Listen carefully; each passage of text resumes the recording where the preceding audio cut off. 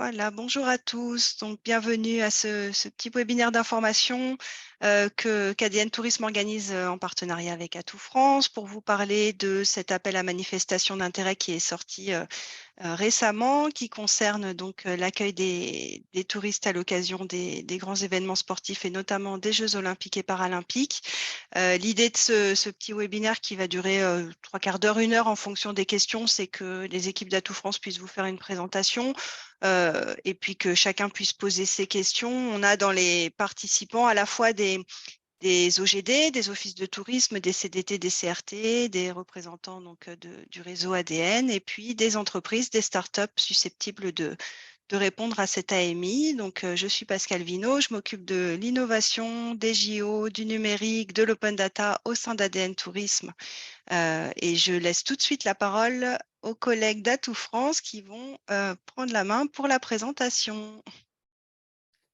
Merci beaucoup, Pascal. Bonjour à toutes, bonjour à tous et merci à nouveau à ADN Tourisme d'organiser avec nous ce webinaire d'information sur cet appel à manifestation d'intérêt du plan Destination France qui est paru donc très récemment et qui doit donc générer, on l'espère, beaucoup de candidatures pour faciliter l'expérience, le cheminement, la visite des touristes importants qu'on attend à la faveur des grands événements.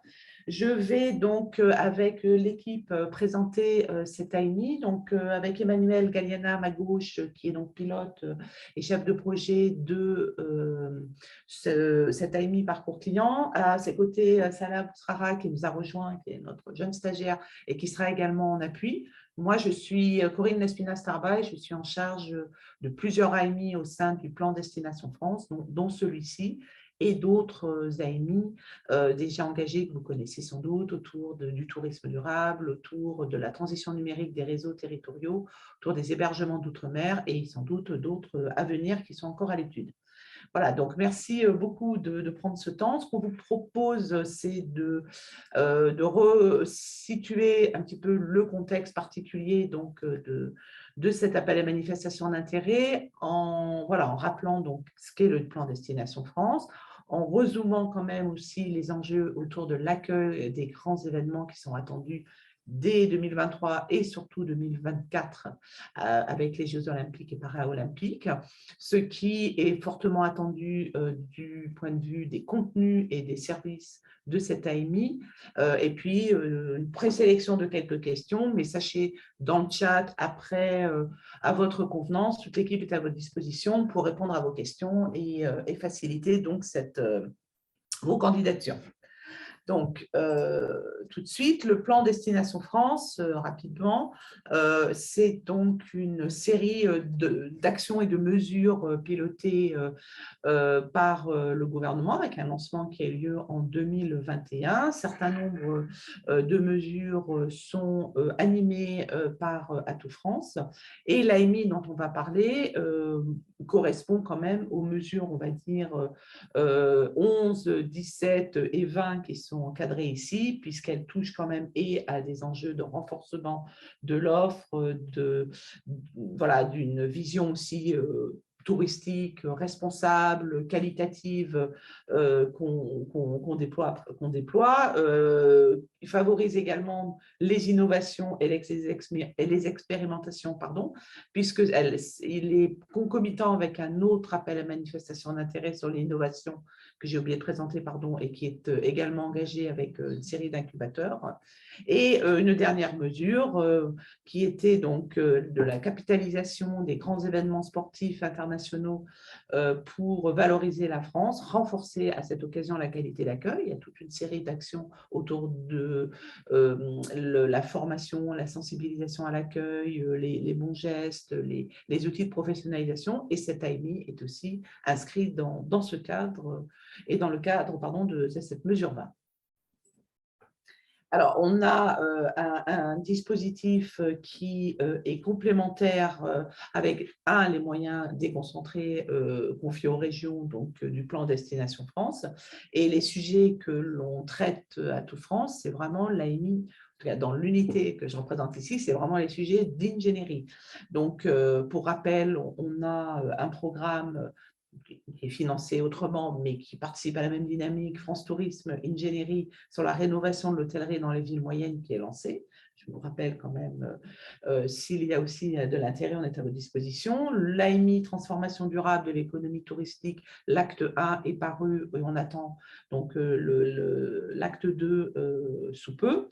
Un dispositif spécifique pour les territoires et les filières fragilisées, c'est là, dans ce cadre-là particulier, qu'on travaille avec les enjeux dans les Outre-mer sur l'hébergement en particulier, puis sur l'accompagnement à une stratégie de relance, de repositionnement de Lourdes et aussi sur une dynamique de valorisation de la filière thermale, puisque les actions sont plutôt d'ordre promotionnel. L'AMI Destination Digitale dont j'ai parlé, l'AMI Plateforme d'appui et d'innovation dont j'ai également parlé, pour vous dire qu'on a donc aujourd'hui plus de 120 candidatures reçues suite à l'ensemble de ces AMI, avec donc un troisième dont on va parler maintenant tout de suite et sans tarder.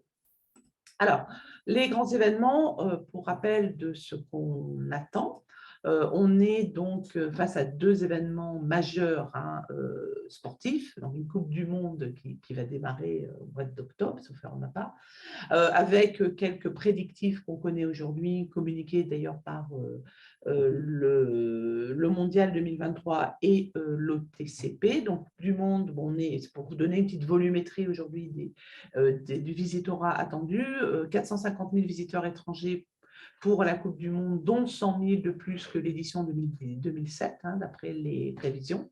On est autour de 10 villes hautes et 9 stades qui peuvent accueillir eux-mêmes pratiquement 500 000 personnes.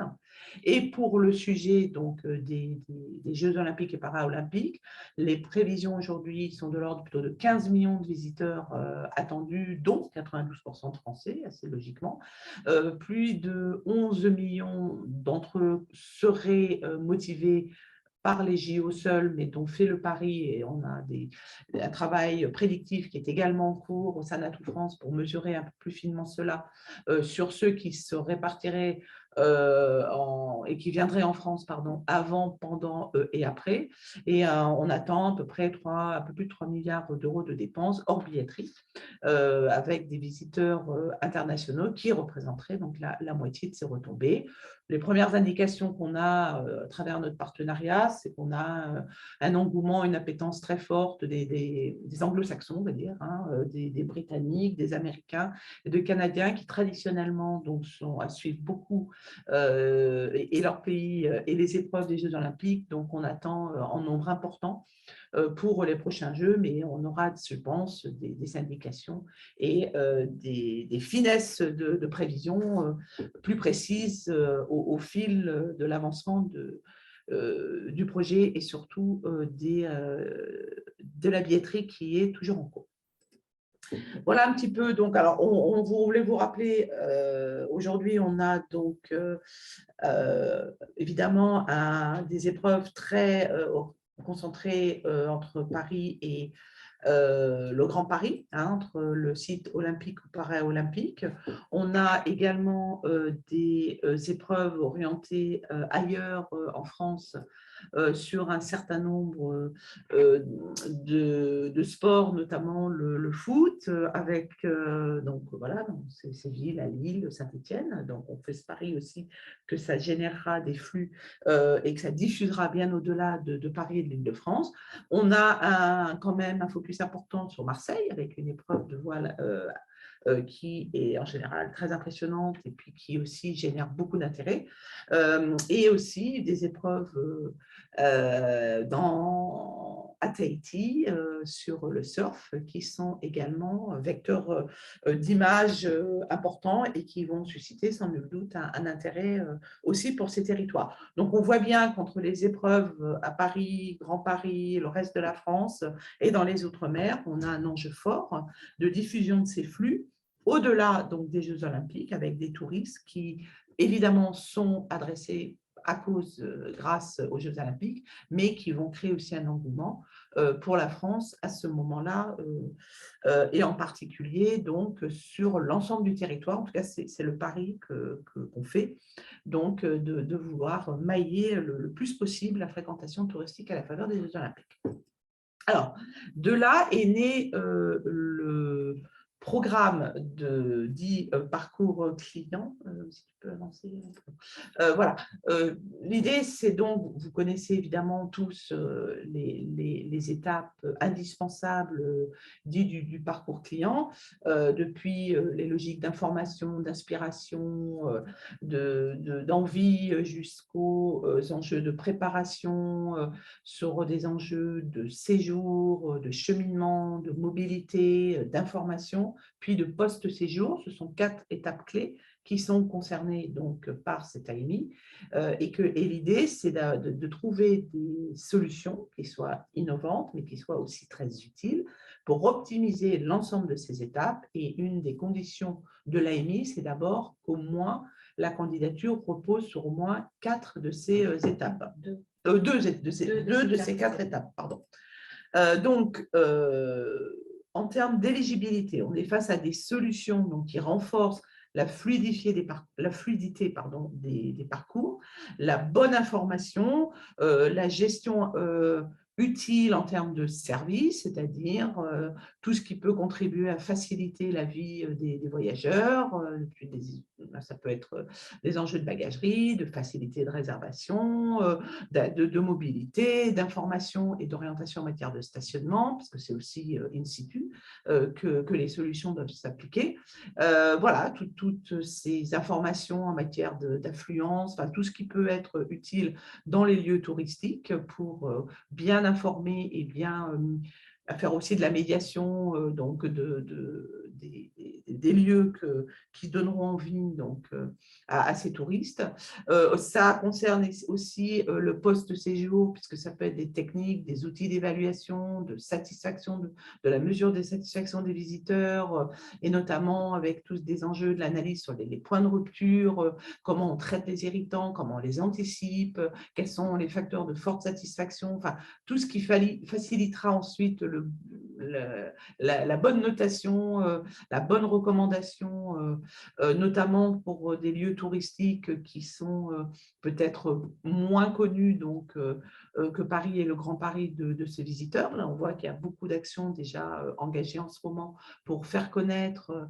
Je voyais récemment un voyage en Occitanie co-organisé avec Occitanie, le Canada, dont on sait que c'est un public qui sera important dans la région pour montrer et donner à voir des lieux qui sont plus méconnus. Donc, c'est important vraiment de travailler sur cette recommandation. Et donc, réellement, on a dans ces prérequis, c'est vraiment la première condition, de couvrir au moins 2 de ces 4 phases de l'expérience, depuis l'inspiration, la préparation, le post-séjour, et surtout d'être pratiquement en phase opérationnelle de solution, puisque l'idée, c'est d'être prêt pour les Jeux olympiques et paralympiques, donc d'ici juin 2024, et ce qui laisse peut-être d'ailleurs du temps pour des futurs lauréats, avec l'accompagnement de cette AMI, de se tester peut-être sur leur territoire pour des moments forts de saison hiver, par exemple, ou de printemps. Mais en tout cas, il faut vraiment être prêt avec des solutions prêtes, des applications prêtes pour juin. Donc, cette AMI s'adresse évidemment à des startups, à des PME, à des acteurs territoriaux, à des incubateurs ou des associations, puisque la logique de consortium est tout à fait possible. Il y a un consortium qui réunirait peut-être quelques applications qui répondent donc à au moins 2 de ces 4 phases. Et c'est un appui qui est quand même assez généreux, puisqu'il peut aller jusqu'à 200 000 € TTC, selon la maturité du projet. C'est sous la forme d'une subvention, et je le dis aussi, et qui relève de la règle dite des minimis. Donc, important quand même que les candidats aient en tête ce seuil qui est imposé de 200 K €, et qui donne donc, qui permet de financer des moyens techniques, des moyens financiers, pourquoi pas des RH, pourquoi pas des cofinancements d'études si besoin, de prestataires, un peu de développement nécessaire au montage et à l'aide, à la mise en œuvre un peu opérationnelle, sous forme de journées d'accompagnement pour ajuster vos besoins en ingénierie, que ce soit de l'ingénierie d'Atout France, mais surtout de l'ingénierie tierce, qui est peut-être d'ailleurs celle des incubateurs. Enfin, je veux dire, tout est tout à fait à l'étude. Voilà, donc les liens ici. Donc, effectivement, on est conscient que c'est un timing qui est un peu court, puisque la date limite, c'est 30 juin. Minuit, donc sur démarchesimplifiée.fr, mais vous verrez en vous connectant que c'est quand même assez rapide, assez fluide, et que, comme vous le disiez, une fois de plus, on est complètement à votre disposition pour vous accompagner si besoin. Alors, on a anticipé quelques questions, donc on peut vous les livrer ou on peut peut-être en parler nous-mêmes. Donc, voilà, première question, je ne suis pas une start-up, est-ce que je peux candidater? On dit oui. Hein, toute personne morale ou publique ou privée, groupement d'acteurs également possible. Mais voilà, la seule réserve importante, c'est bien de couvrir des fonctions sur les 4 du parcours. La date limite, je l'ai indiqué, 30 juin, 23h59. Le lien vers la plateforme est donc dans le support.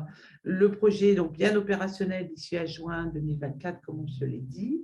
2 des 4 phases, comme on se l'est dit. Et alors, en lien, oui, évidemment, hein, on imagine des candidatures franciliennes, parisiennes, oui, mais une fois de plus, pas uniquement, puisque le pari est tenu, sans nul doute, de la diffusion donc, des flux au-delà des Jeux olympiques, donc évidemment, toutes les solutions qui couvrent le reste du territoire national, voire des Outre-mer d'ailleurs, pour Tahiti, sont les bienvenus dans les candidatures.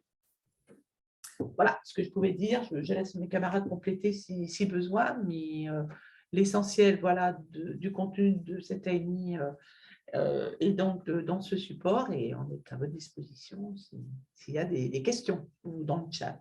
Moi, je ne vois pas le chat, mais bon. Merci beaucoup pour la présentation. Il y a déjà une question qui est de savoir combien de lauréats sont attendus. Est-ce que c'est une enveloppe pour un lauréat ou est-ce qu'il y a un budget global? Est-ce que vous pouvez préciser ce point-là? Aujourd'hui, il n'y a rien d'arrêté.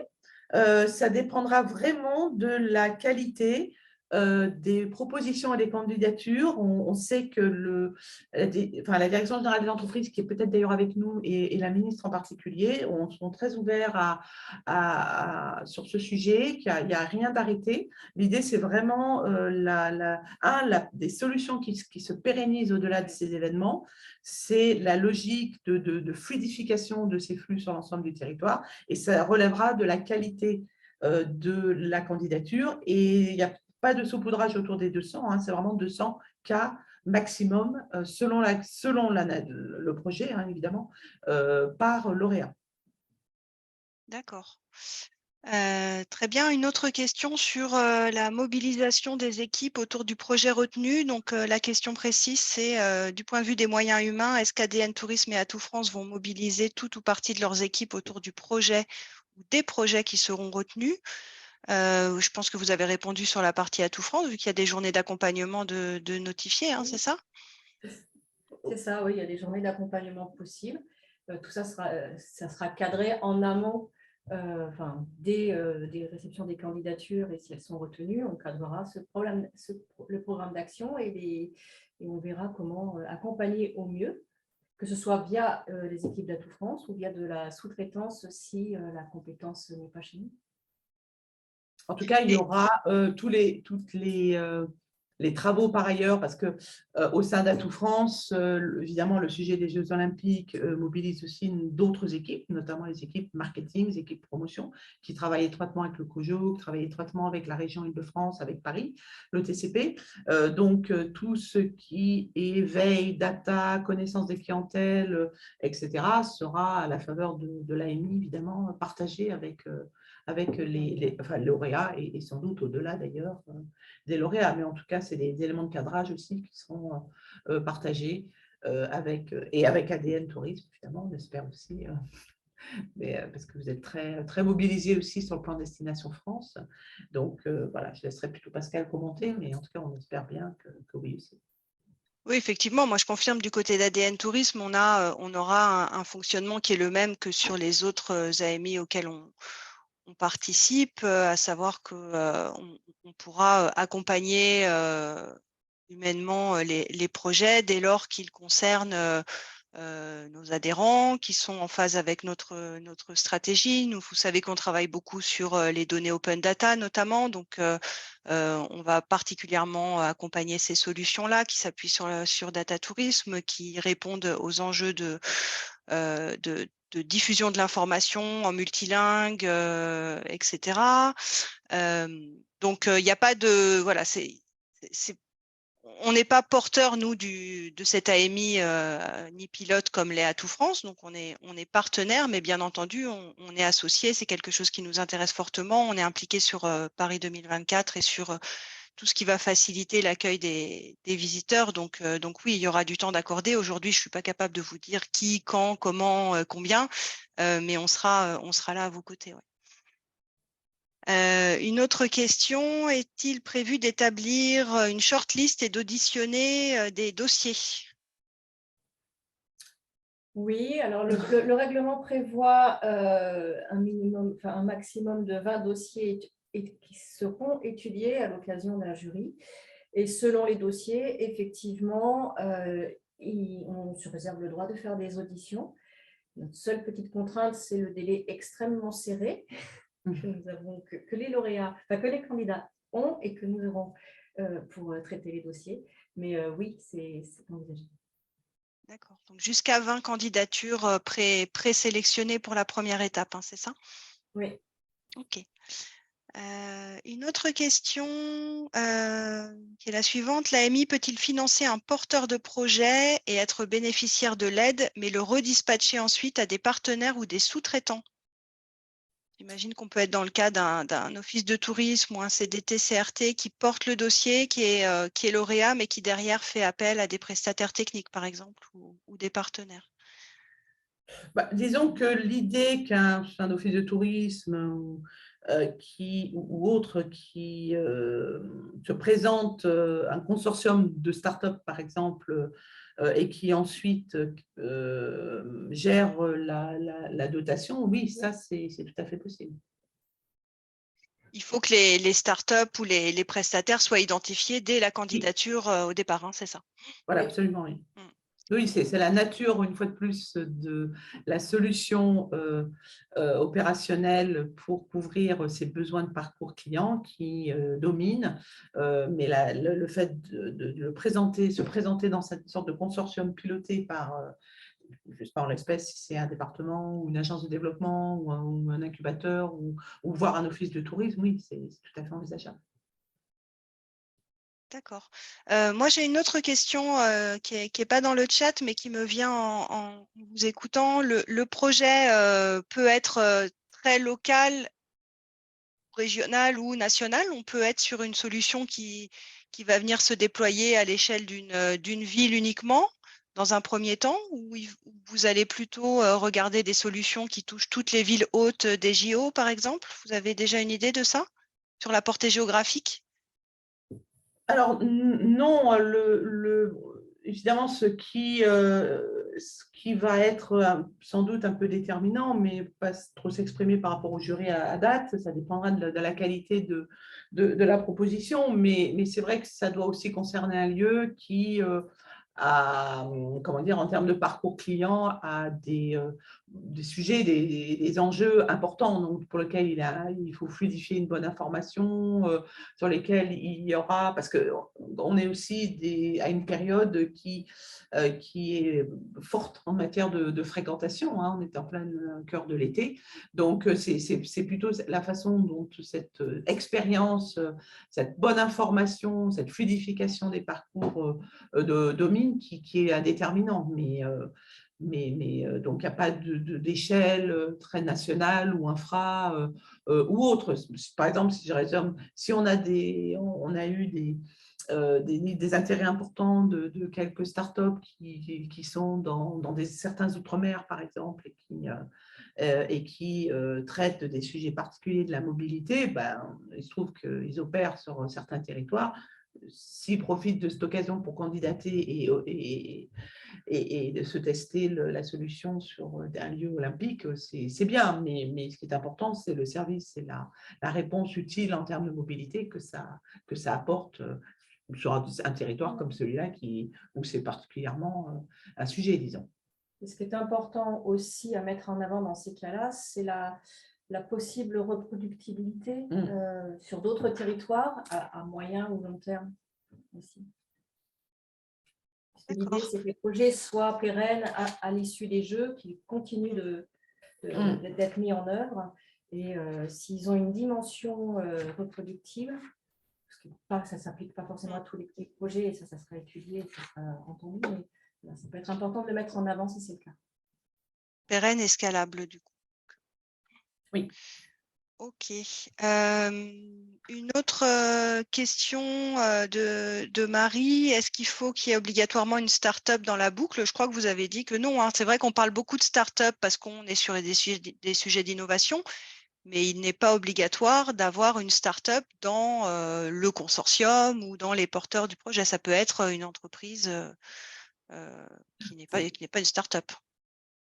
Oui, bien sûr. L'essentiel, c'est la nature de l'application, disons la nature du service et de l'applicatif. Mais non, ça peut prendre une autre forme que start-up. Ça peut être des entreprises qui ont déjà des technos affirmés. Ok. Je vois une autre question dans le module de questions-réponses de Didier Callard. Le soutien AMI ne concerne que l'ingénierie ou peut-il accompagner l'investissement de la mise en œuvre de la solution innovante?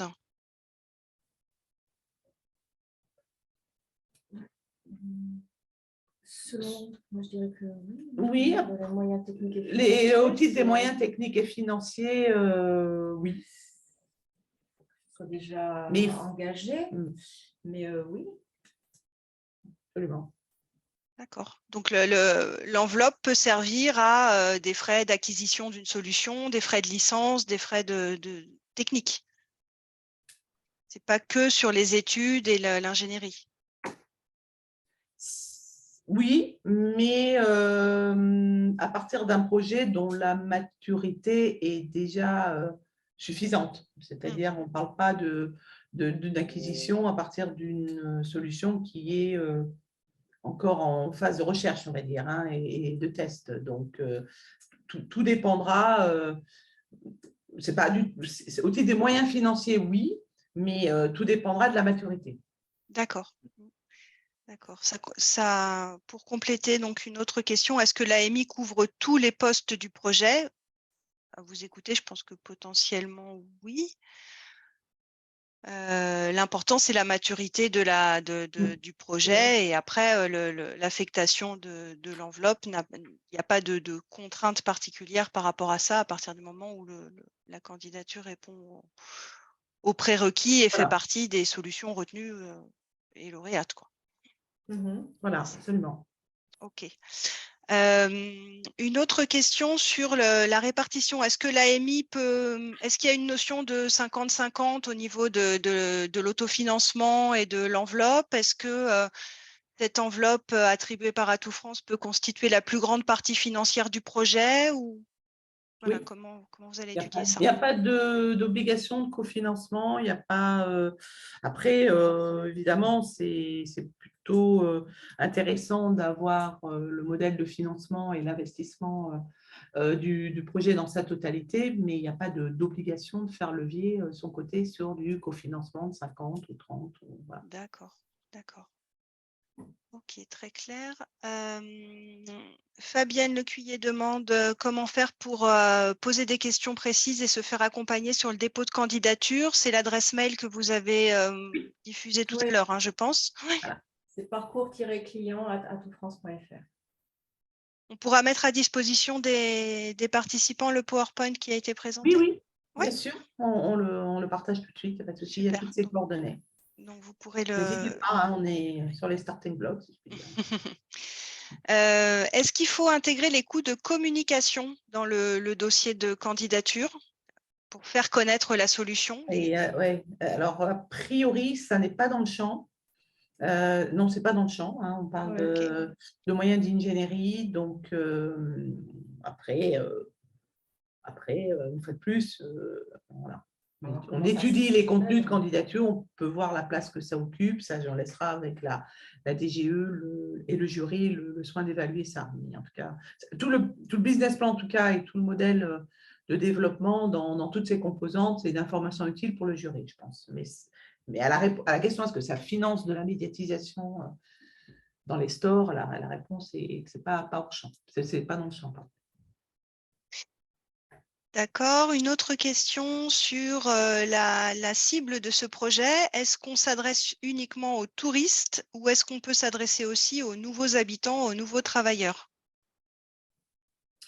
Toute personne utile pour qui la solution est utile. Donc, ça peut adresser tous les publics, les habitants, les excursionnistes, les personnes qui vont se déplacer parce qu'il y a un prétexte et un événement sportif et qui vont saisir l'occasion de rester. Non, non, c'est très ouvert. Très ouvert. Puisqu'une fois de plus, il faut que cette solution se pérennise. Pardon. Mais on reste quand même dans le domaine du tourisme. Oui, que ce soit entièrement orienté. Mais après, quelqu'un qui charge une application, voilà.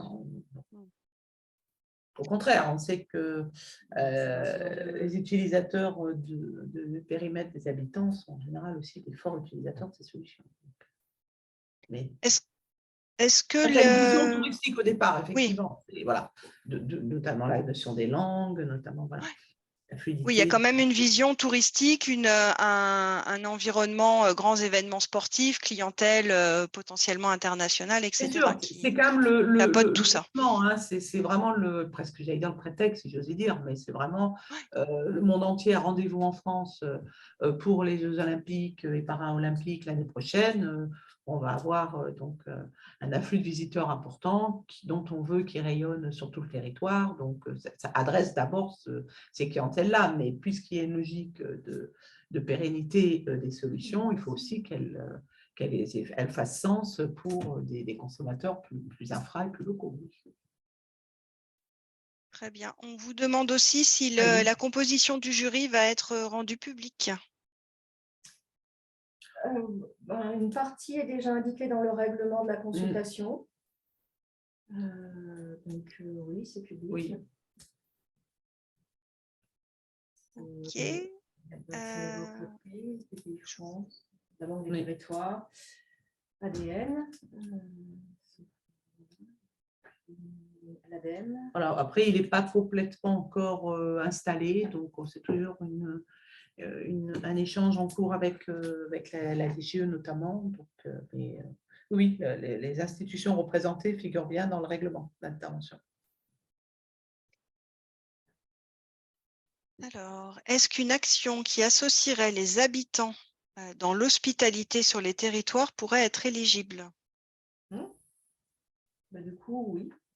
Du coup, oui. Les habitants comme hôtes des… Oui. Bon. Oui, c'est comme ça que je le comprends, je pense, comme ambassadeur du territoire. C'est le rôle, voilà, c'est ce que j'allais dire, c'est dans le sens des ambassadeurs amenés à renseigner, à recevoir les visites. Oui, a priori, oui. Ok, alors on nous demande si l'enregistrement sera mis à dispo. Je confirme que oui, avec le PowerPoint, hein, on a enregistré pour proposer un replay, donc on pourra vous le mettre à disposition. Est-ce qu'il y a d'autres questions? Pour le moment, non. On a déjà eu pas mal. Oui, c'est bien. Très interactif. Merci beaucoup à tous ceux qui posent des questions. Et merci Pascal pour nous les relayer. Parce que… Je me suis improvisée maître de cérémonie. On n'a plus d'autres questions qui arrivent, donc peut-être qu'on a fait le tour. Si vous en avez en tête, n'hésitez pas. Je pense qu'on est pas mal. Écoutez, on va s'arrêter là. Je trouve que c'est un projet qui est vraiment intéressant. Il y a vraiment de bonnes opportunités et c'est un AMI qui est plutôt ouvert. C'est vrai que les contraintes sont assez faibles finalement dans le champ d'application. les modalités de réponse, etc., c'est pour le coup quelque chose qui est très ouvert. Donc, je pense qu'il ne faut pas hésiter à étudier la chose, même si les délais sont courts. C'est vraiment une bonne opportunité dans la perspective des Jeux. On n'arrête pas de s'en parler, de se dire que ça arrive vite, que voilà, ADN Tourisme travaille beaucoup sur l'hospitalité en ce moment, sur l'accueil des visiteurs, la qualité de l'accueil, la transmission de l'offre en multilingue, etc. Il y a vraiment des choses à faire et à innover là-dessus, peut-être à mutualiser à l'échelle de plusieurs territoires aussi. Donc, merci beaucoup. Merci aussi à la DGE et à Atout France d'avoir lancé cette AMI. C'est une bonne opportunité pour les territoires, pour les startups, pour les entreprises. Donc, on est ravis à ADN Tourisme d'y être associés en tout cas. Et on attend plein de belles choses pour déployer tout ça très bientôt. Il n'y a pas d'autres questions qui arrivent. Donc, si c'est bon pour vous aussi, je pense qu'on peut s'arrêter là pour ce matin. C'est parfait. Ouais, Merci infiniment, vraiment, Pascal. avec plaisir. Messieurs, tous les participants, à votre disposition. N'hésitez pas, hein, l'équipe est disponible donc, pour renseigner, affiner si besoin.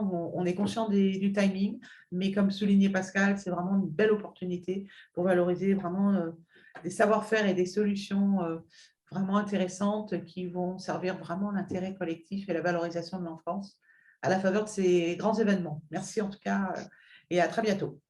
Merci à tous, à très vite. On vous fait parvenir, on a la liste des inscrits au webinaire via Zoom, donc on va vous faire parvenir par email les éléments là très très vite. Et puis voilà, on reste dispo. Et on vous fait passer le PowerPoint tout de suite, Pascal. Impeccable. Merci beaucoup, merci tout le monde et à très bientôt. Bonne journée. Bonne journée.